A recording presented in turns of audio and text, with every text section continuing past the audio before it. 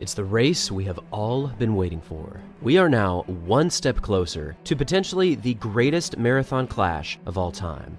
In this year's Berlin Marathon, Eliud Kipchoge is officially set to run in this historic race. And if you don't know already, let me fill you in why this is such a big deal. Kipchoge literally owns the roads on Berlin. I'm surprised he doesn't actually have a huge chunk of land to his name. He has run this race 5 times, he's placed first 4 times, and he's also broken the world record twice, once in 2018 at 2 hours 1 minute and 39 seconds, and again last season, running a stunning clocking of 2 hours 1 minute and 9 seconds in the 2022 Berlin Marathon. Whenever Kipchoge hits the roads of Berlin, the entire world stops to watch this man run. It is just pure bliss to see him run this distance. But we are still awaiting to see whether or not Kelvin Kiptum, the next potential challenge to the throne, is also going to run the Berlin Marathon.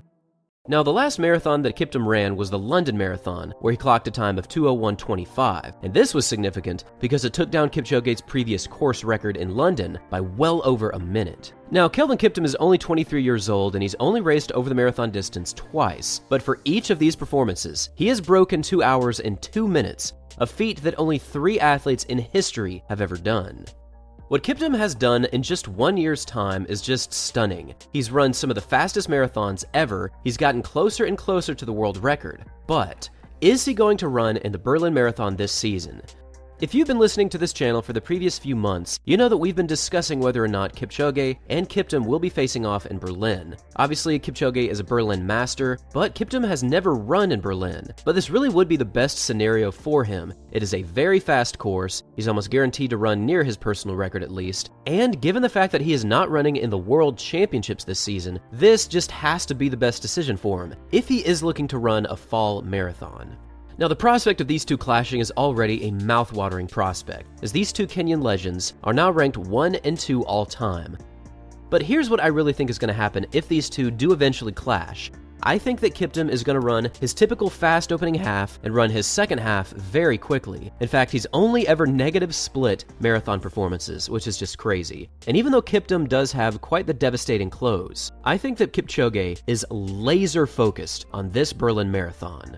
If there's one man that does know how to win a marathon performance, it is Eliud Kipchoge. He has been the undisputed king for close to a decade, and even though he did run into complications in this year's Boston Marathon, he has shown incredible grit and determination in the past if he so happened to not win a marathon. Back in 2020, he fell pretty far away from the lead in the London Marathon, and then for his next season in 2021, he came back to win the Olympics in pretty dominant fashion. I really do think there is a real possibility that Kipchoge just knows what he's going to do in this year's Berlin Marathon. Last year, he went out a little too fast in 59 minutes and 51 seconds, and for his second half, he closed in 1 hour 1 minute and 18 seconds, which of course creates his 2:01:09 world record. But what I think he should do this season is open up his first half in 1 hour and 20 seconds to 1 hour and 30 seconds, and look to run his second half right around that same time, if not negative split.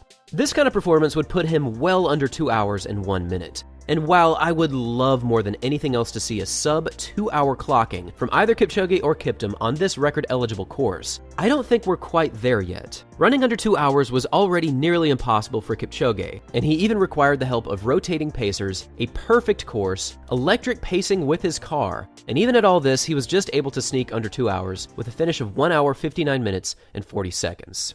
The 2-hour marathon is possible, but the conditions need to be ideal, and the pacing needs to be 100% perfect. And I just don't think that's possible at Berlin, where pacers are not allowed to rotate, and they will eventually have to run at least the final 10 kilometers by themselves. Even though 2 hours likely will not fall, I think that with the power of Kipchoge and the rising talent of Kelvin Kiptum, there is the possibility to get close. I think the fastest that these two could run is around 2 hours and 20 seconds, up to 2 hours and 30 seconds. And if they do decide to run together, I fully expect to see them at least get close to the world record, if not break 2 hours and 1 minute. We are still anxiously awaiting to see what Kelvin Kiptum will do come this fall, and if he decides to run in Berlin, keep your eyes open, because history very well could be made.